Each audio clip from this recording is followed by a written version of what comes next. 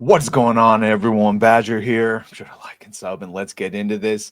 And yeah, the whole Witcher 4 thing is really turning into a what kind of Witcher fan are you situation. Look, does she look as good as Ciri in the first game? No. Is that because they intentionally tried to make her look less idealized and as you might expect a woman aging gracefully, maybe with the slightly chubbier cheeks, even if she's strutting through the forest fighting monsters. That being said, that you could dismiss as Unreal Engine 5. I don't think she's ugly, and it's certainly not the big problems. The big problems for many are those cat eyes that she has, and the fact that they've basically confirmed that she is in fact a Witcher, not a Witcher in name only, which, yes, some of the endings are her calling herself a Witcher and killing monsters, but she has not undergone the trial of the grasses.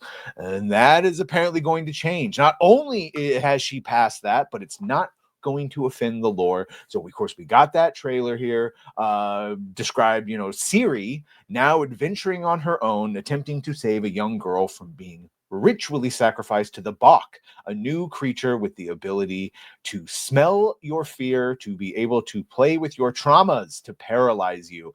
And yes, we saw her take a Witcher potion.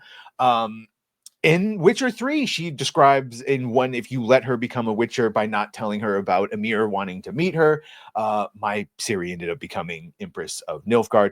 So she does become a Witcher, meaning she goes around, acts like a Witcher, kills monsters, is able to take some of the Witcher potions that should probably kill her, but I guess maybe she used the Elder Blood to tank the hit, which is basically what everyone is assuming she's going to use to somehow survive the trial of the grasses that they don't remember how to do.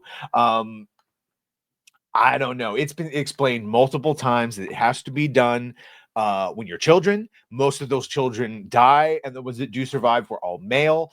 Now, you could make the further point that the reason they didn't try this on young women back in the day when they were making witchers is because women were more valuable as, for for breeding, for making more humans, and that the boys were disposable. Either way, all of the lore says you have to take the trial of grasses when you're a child and you're a man. And apparently, she has survived both taking the trials after adulthood and the male counterpart version. During that interview, we see here with Matt Perslow, confirmation that Ciri had successfully completed the trial of grasses that they don't remember how to do. If you remember that, the actual trial of grasses was forgotten, and even the one that Yennefer put Yuma through in the third one was a version meant to mimic the trial, not the actual trial itself. But hey, here she is. She's now an actual factual Witcher. I love this grid on her. She's almost obsessed with the way she lives. There are some moments where you have to go with your heart instead of always going with the calculated calls. And this is what I love in Ciri. She's less calculating, following her heart, her passion, her gut feel. Turning to how the Witcheress differed from her mentor and predecessor, Geralt, the game director asserted, "We want to let players try to define her. She's about to form her own codex on her own terms, the way she actually deals with monsters, the way she deals with quests, the adventures. It's her own unique way." To this end, they've added, rather than just ignoring each player's respective playthroughs from The Witcher 3, in particular, which of the game's multiple endings they received. Ciri's new turn would unfold naturally in a way that made sense, regardless of how a respective playthrough ended. Well, my Ciri should be Empress of Nilfgaard. She should never be returning back to a dead profession, which are the Witchers. A lonely and sad life. I would never want to have her.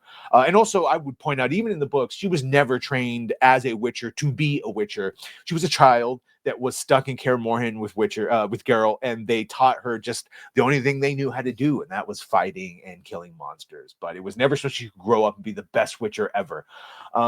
The one complication is probably the idea that there is an ending in which Ciri can die in The Witcher 3.